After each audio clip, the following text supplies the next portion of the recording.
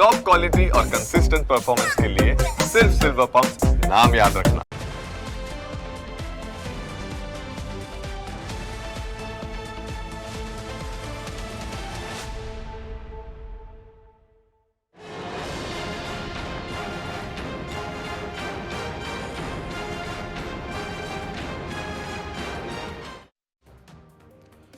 ભારત પાકિસ્તાનના તણાવ દરમિયાન તુર્કીએ પાકિસ્તાનને સમર્થન કરતા જ હવે ભારતીયોએ તુર્કીને તેની ઓકાત બતાવવાની શરૂઆત કરી છે।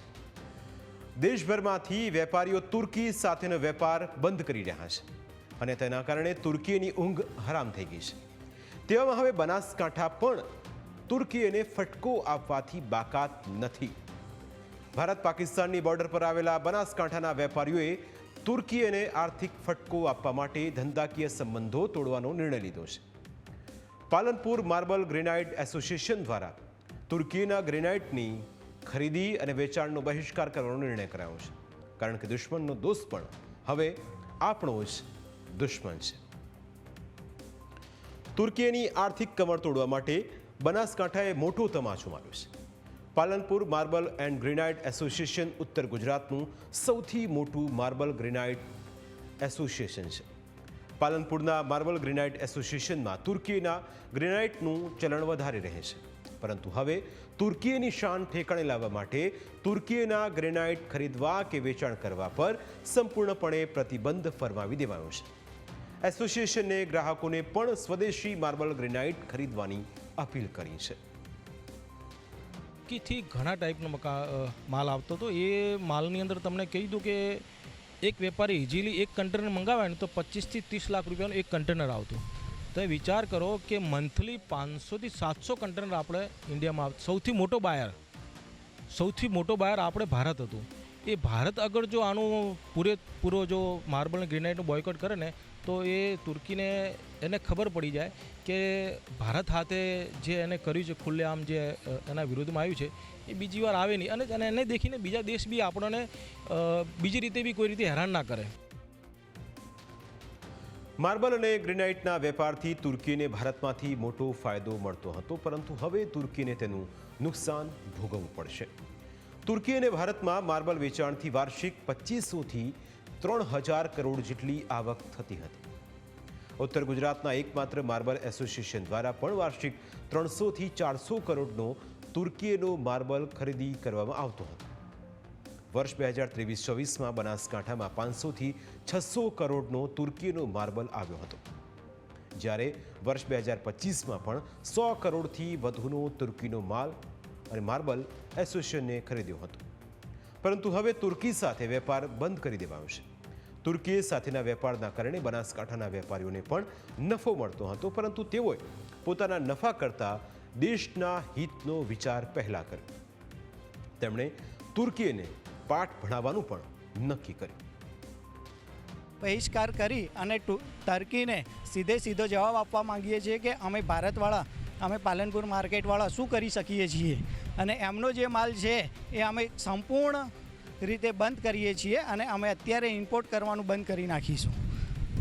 અને ત્યાંથી અમારા જે અહીંયા નજીકના સ્થાનિક કરિયાણા એસોસિએશનવાળા છે એ પણ ડ્રાયફ્રૂટનો બહિષ્કાર કરી અને ટર્કીથી જે માલ લાવવાના હતા એ પણ એમને બંધ કરી દીધો છે। ઉલ્લેખનીય છે કે ભારતે તુર્કીને સંકટ સમયમાં મદદ કરી હતી। તુર્કીમાં જ્યારે ભૂકંપ આવ્યો ત્યારે ભારતે ઓપરેશન દોસ્ત ચલાવી તુર્કીની મદદ કરી હતી, પરંતુ હવે તુર્કીએ ભારતને દગો કરીને પાકિસ્તાનના ખોળામાં બેસી જતા મામલો વધારે ગરમાયો છે। દેશના લોકો હવે તુર્કી સાથે વેપાર કટ કરી રહ્યા છે। મોટાભાગે દરેક વેપારીઓએ તુર્કી સાથેનો વેપાર સંબંધ કાપી નાખ્યો છે અને તેના કારણે તુર્કી સાથેના ભારતના વેપાર પર મોટી અસર પડી છે।